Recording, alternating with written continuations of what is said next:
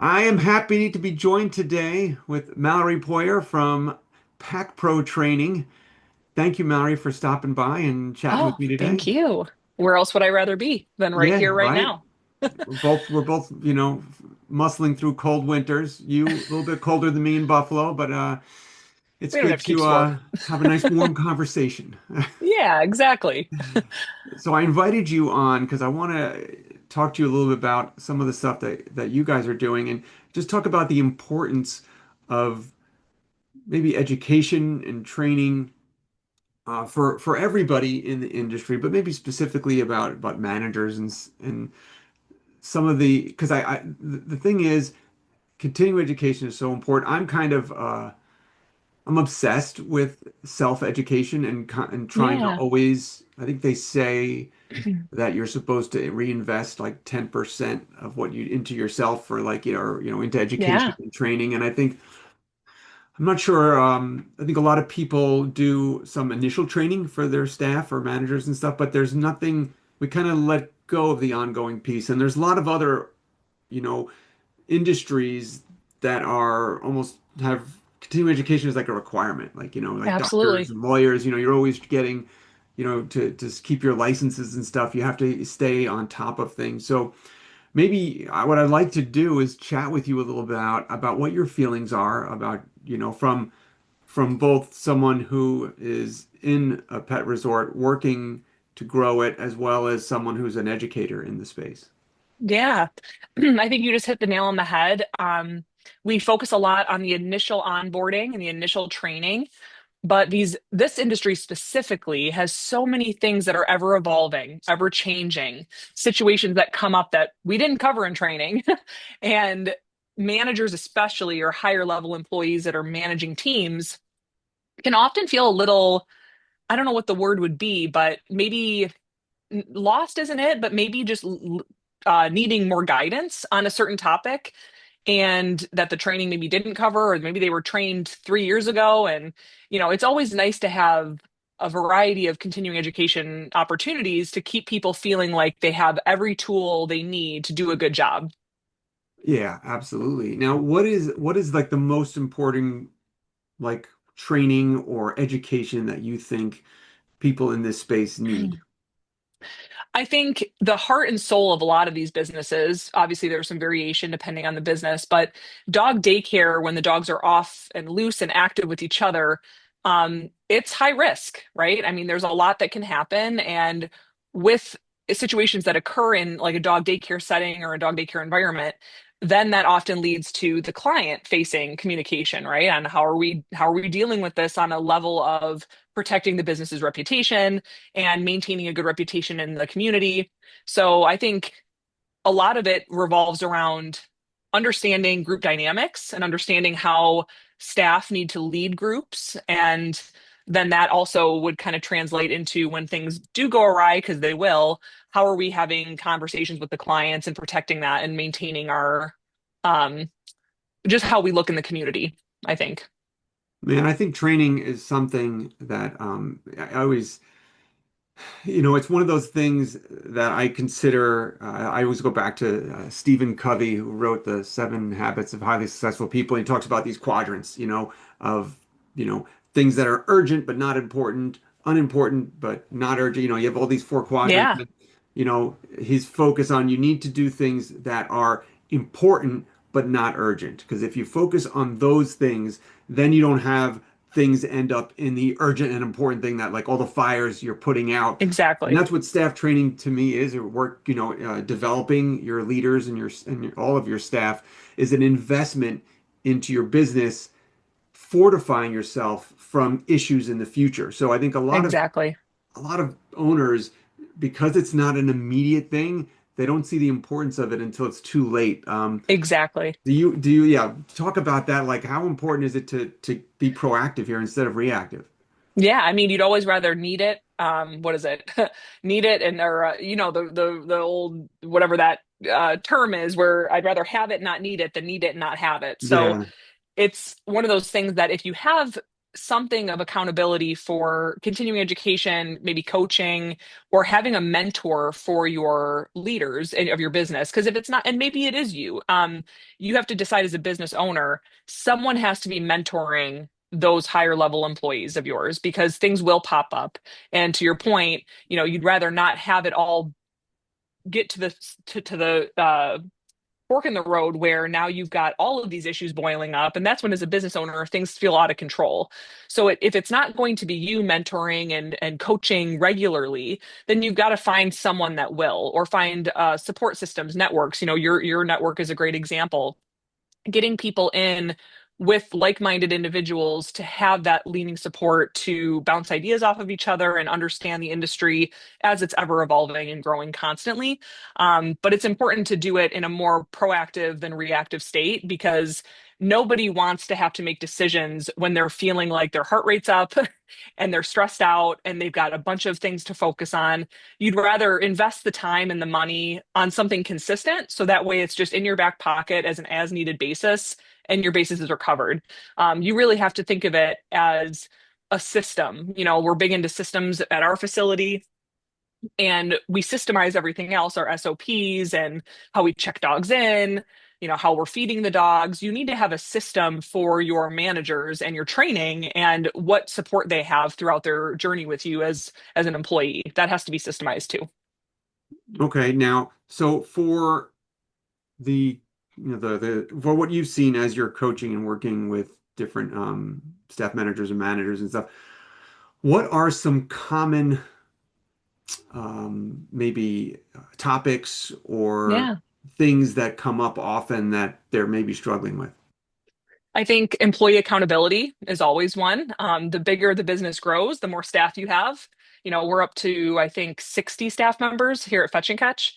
And with that comes, that's a lot of dynamic to manage. And so the managers I have, yeah, they have their hands full of managing expectations, accountability. So often when I'm talking to my coaching clients, it's how, certain employee scenarios where they've got some maybe employee drama, or employees aren't showing up on time, or expectations aren't being met. So we can kind of help guide and coach through the only, our experience that we've had, but also coaching everyone else that we've coached on how to manage those situations. And it's a muscle memory that you've got to kind of work on to get really efficient at it, and to the point where it's second nature. And eventually managers I see, as they're working with us or whoever they're working with, they really become better at holding people accountable, because I think accountability is a big mountain to climb. A lot of managers, I think, struggle to hold employees accountable, and maybe it's a lack of systems. We always help with that too. So I think employee accountability, and then group management issues. So the dogs are loud, the dogs are, having scuffles, we're having more incidents, and the staff are just not engaged with the dogs. That's another issue that we focus on quite often. And okay, so those are all different things that they can come in and chat about and stuff. Is there, as part of your meetings and stuff, like what's the structure like? Like how does it work? Yeah. So typically a coaching membership would include one Zoom per month. So it's about an hour long. We schedule it. Let's say it's in the middle of the month or the beginning of the month. It's something scheduled on the calendar that you put aside time for, that we can strategize about future plans and goals for the business. Or maybe it's, hey, how did the last month go? Let's talk about some issues we ran into, how we handled it, how we're going to course correct next time we run into an issue like that. It's an hour of just really purposeful talking to either Dan, me, or one of our other coaches. And that's kind of I would say that's the most scheduled component of the month. The rest of it, you have Dan or I or whoever it is on call for phone calls, text, email support, for like crisis management. If all of a sudden something pops up and you want to talk to me, you've got me on the line and I'm available to walk you through whatever situation you have.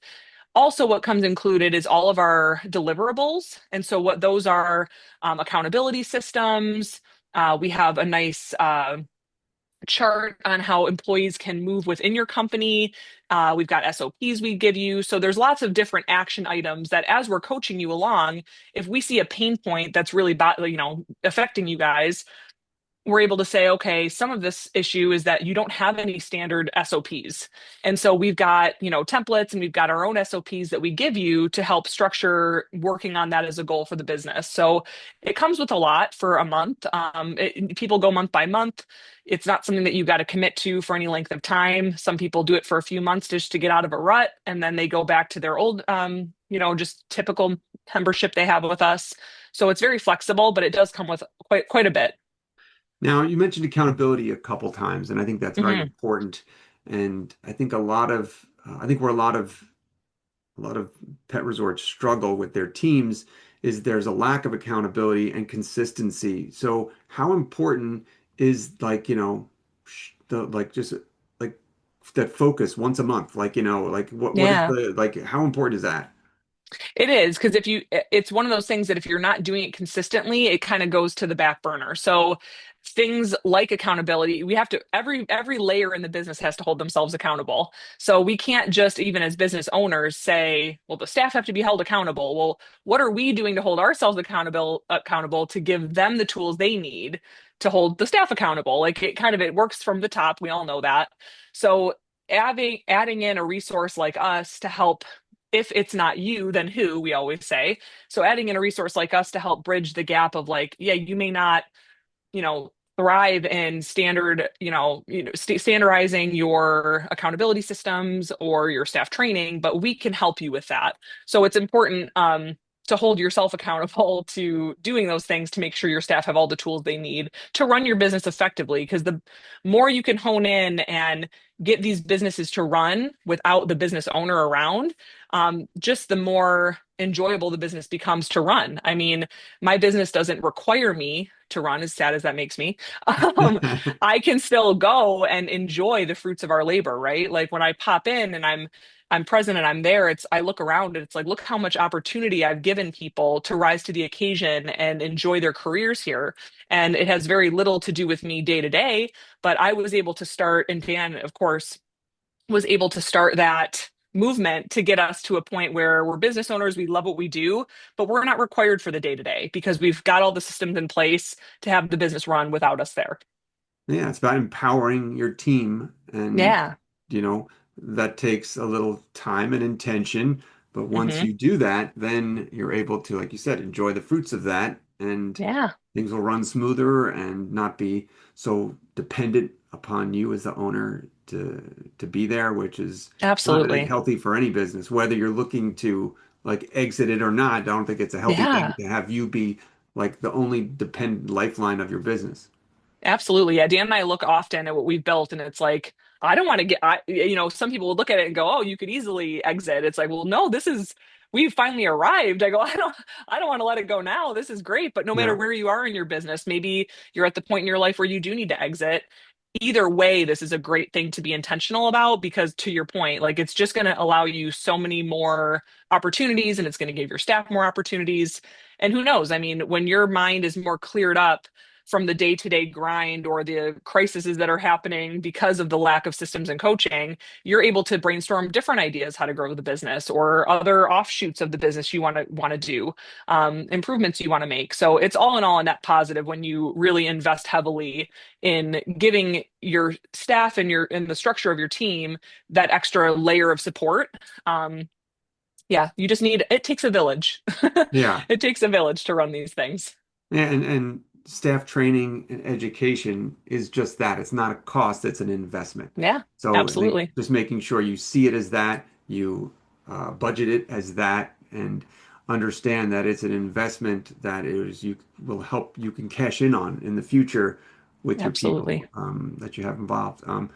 Mallory, this was awesome. Thank you for sharing this. Where can people Yeah. find out more about the stuff that you're doing? So packprotraining.com, if you go under our consulting services, we have some coaching options in there. And then that brings you right to our inbox, and we can talk about specifically what your business would need and what kind of goals you had in mind. And that's where people can find more information about that. Awesome. Thank you so much. And thank you Yeah. for supporting the podcast, the retreat. And it's just, I'm just grateful to count you as a friend too. So thank you so It's much. always fun to collaborate. And yeah, we feel very similar. So we are very excited to be working with you, and we appreciate all you do for the dog community. Awesome. Thank you so much, Mallory. Yeah, take care.